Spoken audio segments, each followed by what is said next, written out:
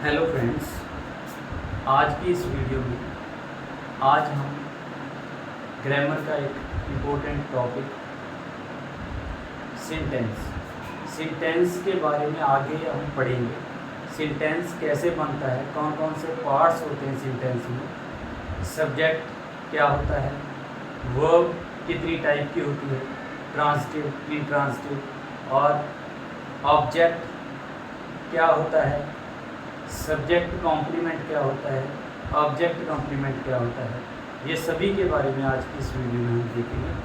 आज हम स्टार्ट करते हैं पहले सिंटेंस में सब्जेक्ट एंड प्रेडिकेट के बारे में हम बात करेंगे। जैसे हमने यहाँ पर लिखा हुआ है सब्जेक्ट एंड प्रेडिकेट। पहले हम ये ढूंढेंगे कि सब्जेक्ट सेंटेंस में कहाँ होता है और प्रेडिकेट कहाँ होता है, किस किस चीज़ से मिलकर प्रेडिकेट बनता है और कौन कौन से वर्ड्स हैं वो सब्जेक्ट होते हैं। देखिए यहाँ पे मैंने सेंटेंस लिखा है, इसमें ये लिखा है nature is the best friend of man.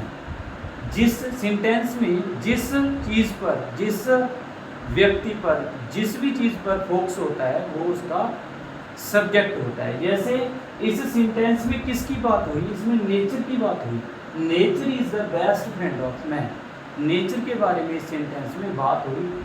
सो इसका जो सब्जेक्ट है क्या हो गया, नेचर होगी। नेचर इसका ये हो गया सब्जेक्ट हो गया। इसके बाद वर्ब और अदर वर्ड्स, जितने भी उसके साथ वर्ड्स लगे हैं वो उसका प्रेडिकेट हो गया, वो सेंटेंस का प्रेडिकेट हो गया। आई थिंक आपको ये पता चल गया होगा कैसे हमने एक सेंटेंस में subject and predicate find out करने हैं।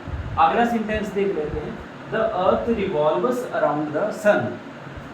द अर्थ के बारे में बात जो हो रही है इसमें, तो इस सेंटेंस का सब्जेक्ट कौन सा वर्ड हुआ, ये हुआ द अर्थ।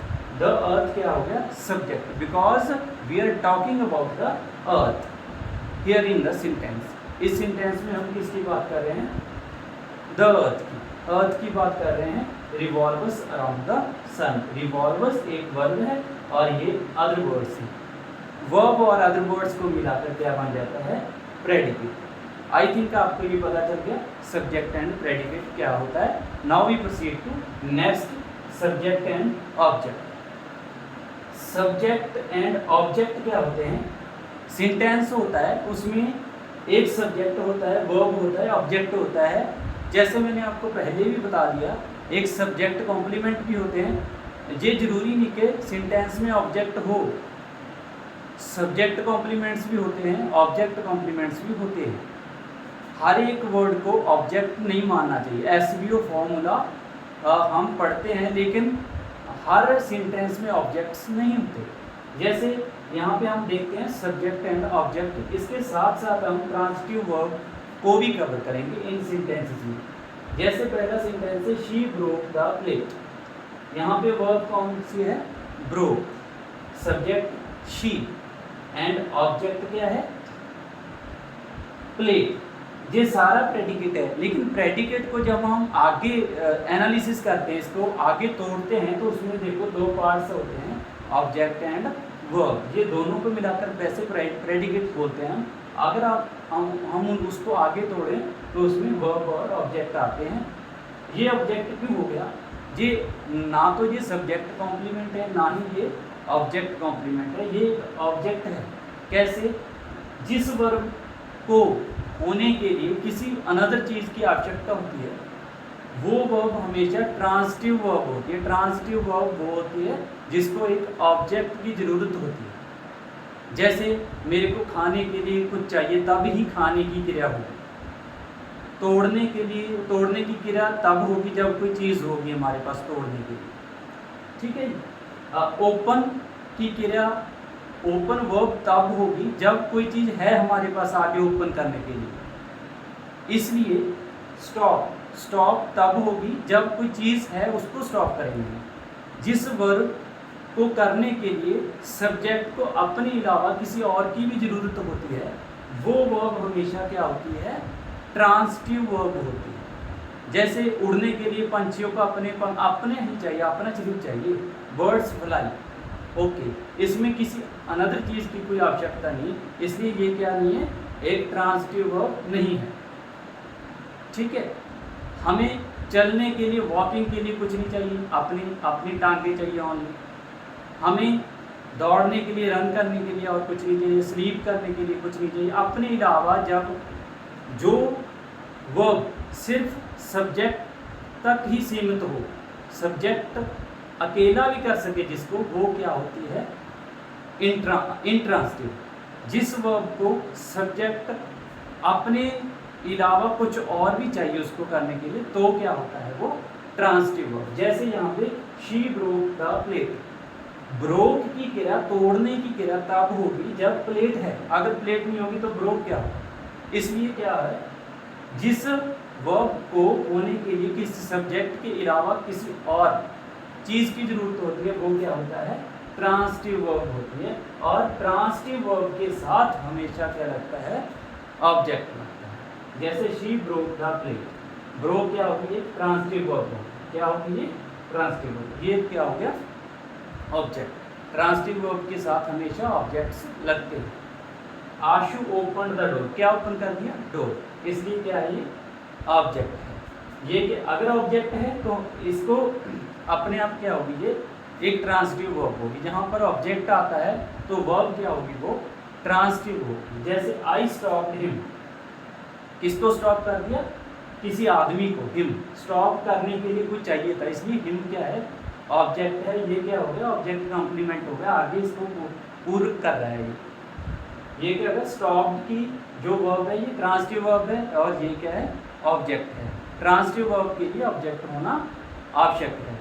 आई थिंक आपको ये पता चल गया कि ट्रांसिटिव वर्ब क्या होती है और ऑब्जेक्ट्स क्या होते हैं। ट्रांसिटिव वर्ब के बाद जो वर्ड्स आते हैं वो क्या होते हैं, ऑब्जेक्ट्स होते हैं। ओके जी, नेक्स्ट अब आगे हम पढ़ेंगे इंट्रांसिटिव वर्ब्स। इंट्रांसिटिव वर्ब के बारे में पढ़ेंगे। इंट्रांसिटिव वर्ब जैसे देखते हैं, he slept sound. Slept, slept का मतलब होता है सोना, स्लीप से बना है, स्लीप की सेकंड और थर्ड फॉर्म स्लेप्ट होती है। स्लेप्ट क्या हुआ, सोना। सोने के लिए किसी और की ज़रूरत नहीं होती, आदमी अकेला ही सो सकता है, इसके लिए कोई और चीज़ की, किसी की ज़रूरत नहीं होती। इसलिए ये क्या है कि इंट्रांसिटिव वर्ब है, इसको किसी भी ऑब्जेक्ट की ज़रूरत नहीं है। इसके बाद जो लगा है ये एक एडवर्ब है, एडवर्ब है, और ये हम इसको हम सब्जेक्ट कॉम्प्लीमेंट बोल सकते हैं। आगे मैं आपको बताऊंगा कि सब्जेक्ट कॉम्प्लीमेंट क्या होता है।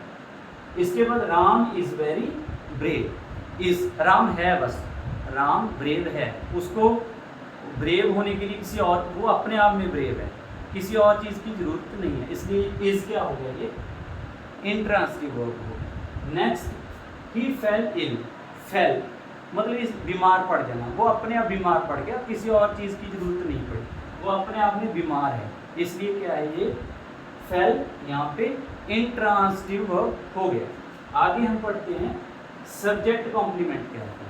सब्जेक्ट कॉम्प्लीमेंट्स क्या होते हैं, जैसे ही इज़ अ डॉक्टर। यहाँ पे क्या है, इज़, एक आपको मैंने पहले यहाँ पे बताया, इज़ MR जब मेन वर्ब में के तौर पे यूज़ होते हैं तो क्या होते हैं, वो इंट्रांसिटिव्स होते हैं। जब ये हेल्पिंग वर्ब के तरीके से यूज़ होते हैं तो क्या होते हैं, ये तो ये हेल्पिंग वर्ब होते हैं।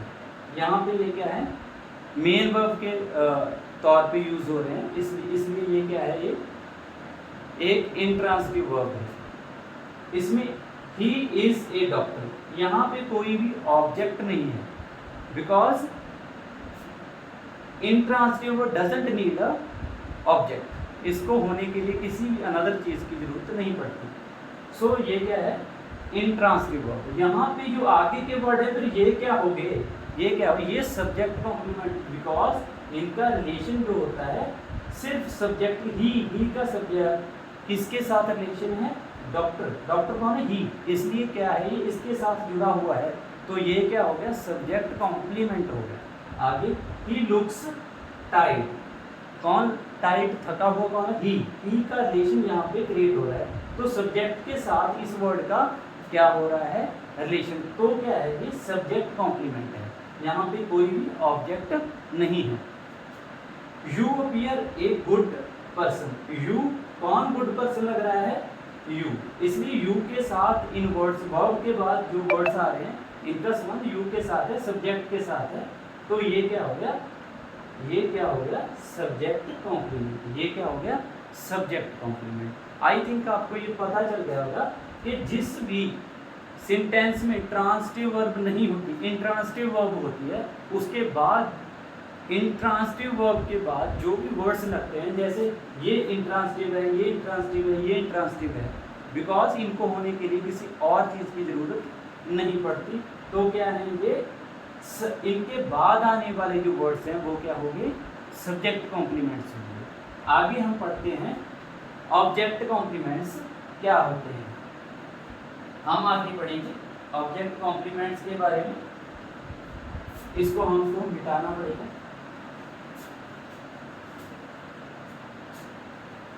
ऑब्जेक्ट कॉम्प्लीमेंट्स में एक ऑब्जेक्ट होता है और ऑब्जेक्ट अपना जो है पूरा मीनिंग नहीं दे रहा होता सेंटेंस में, तब उसके लिए कुछ हमको वर्ड्स लगाने पड़ते हैं। वी मेड हिम कैप्टन, जैसे एक सेंटेंस ले लेते हैं हम, we made him captain, we made him captain. Made बनाने के लिए कुछ चाहिए, इस ये क्या होगा फिर, ट्रांसिटिव वर्ब, ये कौन सी वर्ब होगी, ट्रांसिटिव वर्ब, बिकॉज सब्जेक्ट ने मेड किसको किया, हिम को, हिम कोई व्यक्ति है, इसलिए मेड करने के लिए कोई अलग अदर चीज चाहिए थी इसको अपने से अलावा, तो क्या होगा जी, ऑब्जेक्ट होगा, ये क्या होगा, ऑब्जेक्ट। और अगर हम ये लिख देते वी मेड हिम, सेंटेंस कोई अर्थ नहीं देता, इसका कोई मीनिंग नहीं होता, हमको ये वर्ड लिखना पड़ा।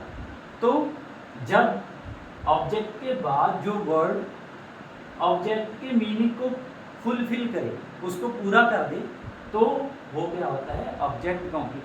कैप्टन का रिलेशन किसके साथ है, हिम के साथ। किसको बनाया कैप्टन ने, हिम को, इसलिए क्या होगा, ऑब्जेक्ट है ना ये, इसके बाद जो लगा हुआ वर्ड वो क्या होगा, ऑब्जेक्ट कॉम्प्लीमेंट होगा, वो क्या होगा, ऑब्जेक्ट कॉम्प्लीमेंट। आई सा हर स्माइलिंग, नेक्स्ट आई सा हर स्माइलिंग, ये एक सेंटेंस और है, इसमें ये सब्जेक्ट है, ये वर्ब है और ये ऑब्जेक्ट है, और ये क्या हो गया, ऑब्जेक्ट कॉम्प्लीमेंट, ये क्या हो गया, ऑब्जेक्ट कॉम्प्लीमेंट। आई सा हर, सब्जेक्ट ने सी क्या किया, किसी और को सी किया, किसी व्यक्ति को सी किया, सा किया, देखा, देखने के लिए उसको एक चाहिए था, एक पर्सन को देखा उसने, और ये क्या हो गया, ऑब्जेक्ट हो गया।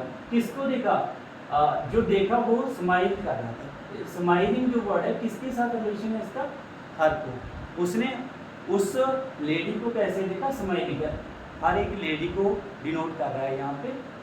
नेक्स्ट यहाँ पे हर का स्माइल के साथ संबंध है, इसलिए ये क्या होगा, ऑब्जेक्ट कॉम्प्लीमेंट होगा, इसका सब्जेक्ट के साथ कोई भी संबंध रिलेशन नहीं है, इसलिए ये क्या होगा, ऑब्जेक्ट कॉम्प्लीमेंट हो गया। आगे देखते हैं, I found them asleep, I found them asleep।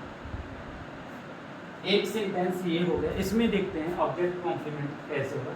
I found them, मैंने फाउंड किनको किया, कुछ लोगों को, वो किस अवस्था में थे, वो अस्लीप, सोए हुए थे, इसलिए अस्लीप कौन था, देम, तो इसका संबंध इनके साथ है, तो ये क्या होगा, ये ऑब्जेक्ट है, ये वर्ब है, ये सब्जेक्ट है, ऑब्जेक्ट के साथ इसका रिलेशन है, तो ये वर्ड इस सेंटेंस को पूरा कर रहा है। आई फाउंड देम अस्लीप, अगर मैं फाउंड देम लिख देता तो ये पूरा सेंटेंस अपना मीनिंग नहीं ना देता, अगर हमने ये लिख दिया अस्लीप तो ये पूरा अपना मीनिंग देने लग गया। देखो, I found them asleep, them का रिलेशन अस्लीप के साथ होकर सेंटेंस में कंप्लीट सेंस आ चुकी है, इसमें तो हम इसको क्या बोलेंगे, ऑब्जेक्ट कॉम्प्लीमेंट बोलेंगे। देन ऑब्जेक्ट है और ऑब्जेक्ट को पूरा करने वाला जो वर्ड आगे दिया हो जिसका रिलेशन ऑब्जेक्ट के साथ है, तो वो क्या हो गया, ऑब्जेक्ट कॉम्प्लीमेंट। इस वीडियो में मेरा ये प्रयास था कि मैं आपको सेंटेंस की जो बनता है, सेंटेंस का सिंटैक्स कैसा होता है, किस पार्ट्स के साथ जो सेंटेंस बनता है, सब्जेक्ट प्रेडिकेट में जैसे हमने कितने देखे, सब्जेक्ट कॉम्प्लीमेंट, ऑब्जेक्ट कॉम्प्लीमेंट, ठीक है। कई स्टूडेंट्स को ये नहीं पता कि कॉम्प्लीमेंट्स क्या आते हैं। हर एक वर्ड को जो वर्ब के बाद आता है उसको क्या समझ लेते हैं, वो ऑब्जेक्ट मानते हैं। उनको ये नहीं पता ट्रांसिटिव वर्ब क्या होती है, इंट्रांसिटिव वर्ब क्या होती है। इंट्रांसिटिव वर्ब के साथ हमेशा क्या लगते हैं, सब्जेक्ट कॉम्प्लीमेंट्स लगते हैं। ऑब्जेक्ट कॉम्प्लीमेंट्स इंट्रांसिटिव वर्ब के साथ लगते हैं, जहाँ पर एक ऑब्जेक्ट को अपना मीनिंग पूरा करने के लिए कोई और क्या चाहिए होता है, वर्ड चाहिए होता है। इसलिए इस वीडियो का मेरा जो मोटिव यही था कि आपको ये सारे जो पार्ट्स हैं सेंटेंस के, इनके बारे में क्लियरली नॉलेज हो जाए। अगर किसी को कोई डाउट है subject complement, object complement, transitive verb, intransitive verb, तो मेरे को नीचे कमेंट बॉक्स में आप कोई भी क्वेश्चन, आपको इंग्लिश ग्रामर के रिगार्डिंग कोई भी आप क्वेश्चन मेरे से पूछ सकते हैं। आज के लिए इतना ही। Thanks all.